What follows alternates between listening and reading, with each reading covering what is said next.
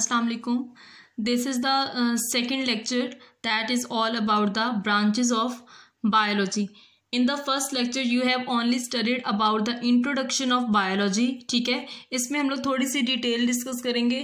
That is all about branches of biology. First of all, to know about the branches of biology, you should know that why biologists divided bio into branches. ठीक है, कि biologist ने branches में क्यों bio को divide किया. ठीक है, वो इस वजह से डिवाइड किया कि बायो का जो नॉलेज है, ठीक है, वो बहुत डाइवर्स नॉलेज है, बहुत ज़्यादा उसमें वैरायटी है.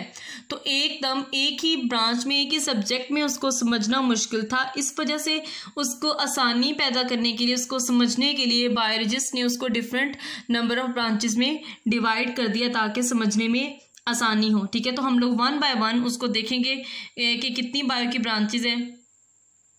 फर्स्ट ऑफ ऑल इस स्लाइड पे सारी ब्रांचेस के एक ही दफ़ा नेम्स लिखे हुए हैं. ठीक है, हम लोग पहले वो रीड कर लेते हैं. First of all that is first one is molecular biology, then है इन्वायरमेंटल बायोलॉजी, फिर है माइक्रोबायोलॉजी, देन है मेरीन बायोलॉजी, फिर फ्रेश वाटर बायोलॉजी, फिर है parasitology, human biology, social biology and then last one is biotechnology. अब इन सारी ब्रांचेस को हम लोगों ने वन बाय वन डिटेल से आगे पढ़ना है. ओके, तो यहाँ पे first branch is called molecular biology. ठीक है, पहले इसकी डेफिनेशन हम लोग रीड कर लेते हैं. Molecular biology is the branch of biology which deals with the structure of organism, the cells and their organelles at molecular level. ठीक है, first of all molecular biology को समझने के लिए you should know about what are molecules. ठीक है, molecules क्या होते हैं, सबसे पहले आपको ये पता होना चाहिए. तो मॉलिक्यूल्स क्या होते हैं, आपको पता है कि जो लाइफ का बेसिक यूनिट है, ये जिससे लाइफ बनती है, दैट और कॉल्ड एटम्स. ठीक है, उसको हम लोग एटम्स कहते हैं. एटम्स मिलकर एलिमेंट्स बनाते हैं और फिर एलिमेंट्स मिलकर मॉलिक्यूल्स और कंपाउंड्स बनाते हैं. जब हम किसी लिविंग ऑर्गेनिजम्स की स्टडी, उसका स्ट्रक्चर, उसके सेल्स और उसके ऑर्गेनेलिज जो सेल के अंदर प्रेजेंट होते हैं, ठीक है, उसको मॉलिक्यूलर लेवल पे हम लोग स्टडी करते हैं. तो वो बायो की कौन सी ब्रांच कहलाती है? Molecular biology. Okay, this is next branch that is called environmental biology. It has some second name that is also called ecology. ठीक है, इसको हम लोग ecology भी बोल सकते हैं. अब इसमें क्या लिखा है? It deals with the study of organism in relation to their environment. ठीक है, this includes interaction between the organism and their environment, organic and inorganic environment, especially as it relates to human activities. अब इसमें क्या लिखा हुआ है कि जब हम कोई भी लिविंग ऑर्गेनिज्म है, ठीक है, वो किसी इन्वायरमेंट के अंदर एग्जिस्ट कर रहा है, तो इट्स मीन कि उस जगह के, उस इन्वायरमेंट के जो इफेक्टर्स हैं वो भी उस ऑर्गेनिज्म को किसी ना किसी लेवल पर इफेक्ट कर रहे हैं. Sometimes these effects are negative and sometimes these effect are positive. ठीक है, कोई भी फॉर एग्जाम्पल इन्वायरमेंटल फैक्टर्स हैं, उसमें लाइट है, उसमें विंड है, उसमें एयर है, उसमें टेम्परेचर है, उसमें वाटर है.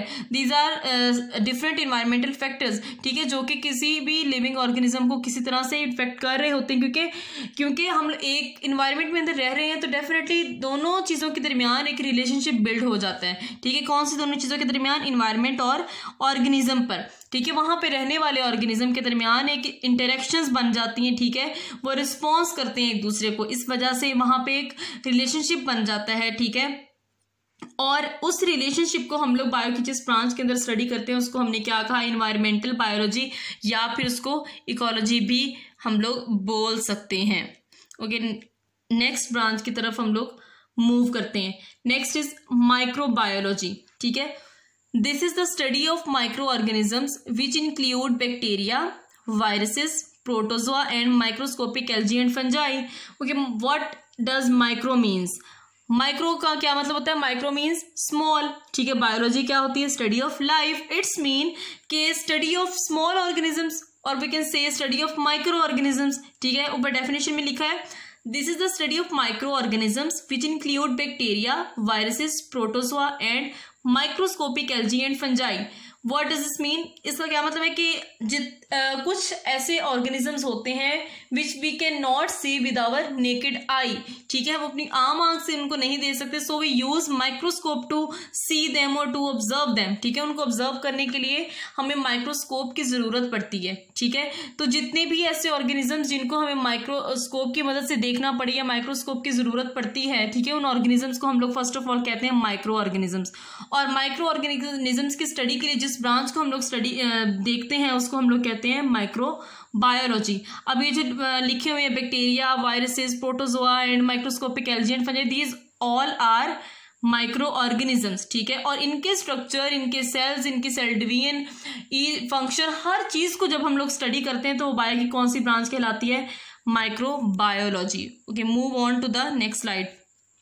Okay, this is marine biology. This is the study of life in seas and oceans, ठीक है। मतलब ये कि समुद्रों में जितनी भी लाइफ एग्जिस्ट करी, जब हम उसके बारे में स्टडी करते हैं तो उसको हम लोग मेरीन बायोलॉजी कहते हैं। अब इसमें और क्या क्या चीजें आ जाती है? This includes the study of marine life and the physical and the chemical characteristics of sea acting as a factor for marine life. अब इसमें क्या लिखा हुआ है कि डेफिनेटली इन्वायरमेंट का, जैसे मैंने आपको पहले भी बताया कि इफेक्ट करता है किसी भी ऑर्गेनिज्म पर जो भी उस इन्वायरमेंट के अंदर एग्जिस्ट कर रहा होता है। अब सीज और ओशन के अंदर जो भी लाइफ एग्जिस्ट कर रही है, डेफिनेटली उसके भी कुछ ना कुछ फिजिकल और केमिकल पैरामीटर्स होंगे जो कि उस लाइफ को इफेक्ट करते हैं, ठीक है। तो इस सारी चीजों के बारे में, उसके इफेक्ट, फिजिकल और केमिकल कैरेक्टरिस्टिक्स के effects on the life of organisms, ठीक है, which are living in the seas and oceans, all are studied in the marine biology. Okay, move on to the next slide. अच्छा, इसमें लिखा है the branch है fresh water biology. It deals with the organisms living in the fresh water bodies, rivers and lakes, and physical and the chemical parameters of these water bodies. अब इनको हमने water bodies कहा, ठीक है, fresh water bodies.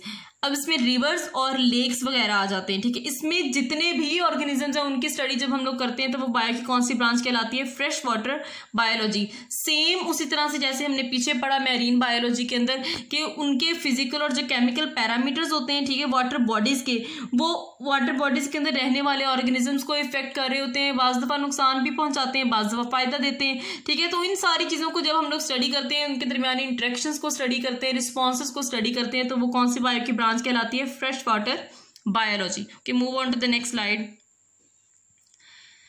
Parasitology. अच्छा, parasitology पहले definition देख लेते हैं इसकी। This branch deals with the study of parasites, the structure, mode of transmission, life histories and host parasite relationships are studied in this. इसका क्या मतलब है कि बायो की वो ब्रांच, ठीक है, जिसके अंदर हम लोग पैरासाइट्स को स्टडी करते हैं। अब पैरासाइट्स क्या होते हैं? What are parasites?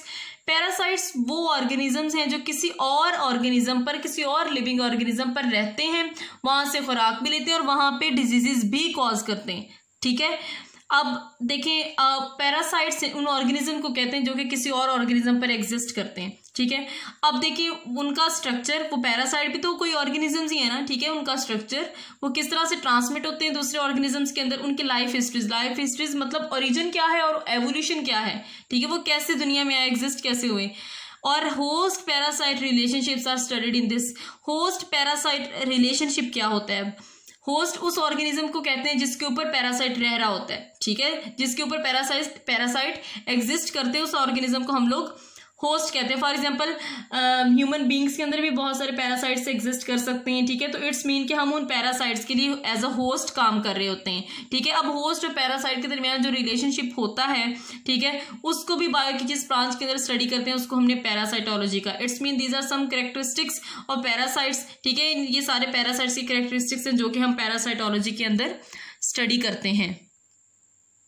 Next is all about human biology, ठीक है। नाम से आपको पता लग रहा होगा कि इस ब्रांच के अंदर हमने क्या स्टडी करना है। डेफिनेटली हमने ह्यूमंस के बारे में सारी स्टडी इस ब्रांच के अंदर करनी है। सारी स्टडी में कौन कौन सी स्टडी आ जाती है? It deals with the study of man, ठीक है। This includes form and structure, function, histology, उसके बाद है morphology, anatomy, evolution, genetics, cell biology and ecological studies of human beings. Human beings का जितना भी उसका स्ट्रक्चर है, उसका फंक्शन है, इंटरनल स्ट्रक्चर है, उसका एवोल्यूशन है, जीन्स के बारे में, उसके सेल्स के बारे में, ये सारी स्टडीज जो है हम ह्यूमन बायोलॉजी के अंदर स्टडी करते हैं। इसको बारी बारी हम फिर से देख लेते हैं कि सबसे पहले मॉर्फोलॉजी है। मॉर्फ का मतलब होता है शेप, फॉर्म, ठीक है। तो मॉर्फोलॉजी मतलब ह्यूमन बीइंग का स्ट्रक्चर कैसा है, एक्सटर्नल स्ट्रक्चर कैसा है, ठीक है, उसका फंक्शन क्या है, एज अ ऑर्गेनिज्म वो किस तरह से फंक्शन करता है, इसके बारे में स्टडी। उसके बाद हिस्टोलॉजी, आपको पता है, study of tissues and functions of tissues, ठीक है, इसके बारे में स्टडी। उसके बाद एनाटॉमी, इंटरनल स्ट्रक्चर के बारे में। एवोल्यूशन क्या होता है, ओरिजिन, ठीक है, इवॉल्व किस तरह से हुए ह्यूमन बींग्स, इसके बारे में स्टडी। उसके बाद जेनेटिक्स में हमने आपको पता है कि हम लोग जीन्स के बारे में स्टडी करते हैं। जीन्स वो यूनिट्स हैं जिनके जरिए से कैरेक्टर्स पेरेंट्स से ऑफस्प्रिंग में ट्रांसफर होते हैं। इट्स मीन के genes are the units for inheritance, ठीक है। तो जेनेटिक्स के अंदर हम जीन्स को स्टडी करते हैं। उसके बाद सेल बायोलॉजी, सेल आपको पता है कि जितनी भी लाइफ है अर्थ के ऊपर वो सारी सेल से मिलकर बनी है, ठीक है। तो सेल का स्ट्रक्चर, उसका फंक्शन, उसके अलावा सेल की डिवीजन, ये सारी चीजें सेल बायोलॉजी के अंदर आ जाती हैं। उसके बाद लास्ट पॉइंट है इसका ecological studies of human beings. Ecological studies का क्या मतलब है कि ह्यूमन बींग्स के अपने इन्वायरमेंट के साथ जो रिलेशनशिप्स होते हैं हम लोग उसको इकोलॉजी बोलते हैं, ठीक है। तो ये सारे कैरेक्टरिस्टिक्स जिस ब्रांच के अंदर बायो की स्टडी किए जाते हैं ह्यूमंस के बारे में, वो क्या कहलाती है, ह्यूमन बायोलॉजी। ओके, नेक्स्ट जो ब्रांच है दैट इज सोशल बायोलॉजी। ये भी ह्यूमन बींग्स के बारे में ही है, ठीक है। It deals with the study of social behaviour and communal life of human beings. अब जितने भी दुनिया में इंसान है उनका सोशल बिहेवियर क्या है, कम्युनल लाइफ क्या है, वो किस तरह से सोसाइटी में मूव करते हैं, दूसरे ऑर्गेनिज्म के साथ उनकी क्या इंटरेक्शंस हैं, ठीक है, और कम्युनिटीज किस तरह से बनाते हैं, सोसाइटीज किस तरह से बनाते हैं, ये सारी चीजें हमने किस में स्टडी करनी है, सोशल बायोलॉजी के अंदर। Okay, I think this is the last branch that is biotechnology, ठीक है। Okay, this is very modern and advance field of biology, ठीक है। इसने बहुत ज़्यादा अभी एडवांसमेंट हुई है, ठीक है, इसी पीरियड में। अब देखते हैं कि इसमें क्या होता है। It deals with the use of living organism, systems और process in the manufacturing and the service industries. Simple सी बात है इसमें, ठीक है, कि कुछ लिविंग ऑर्गेनिजम्स को यूज करते हैं हम लोग for the welfare of the Mankind, ठीक है।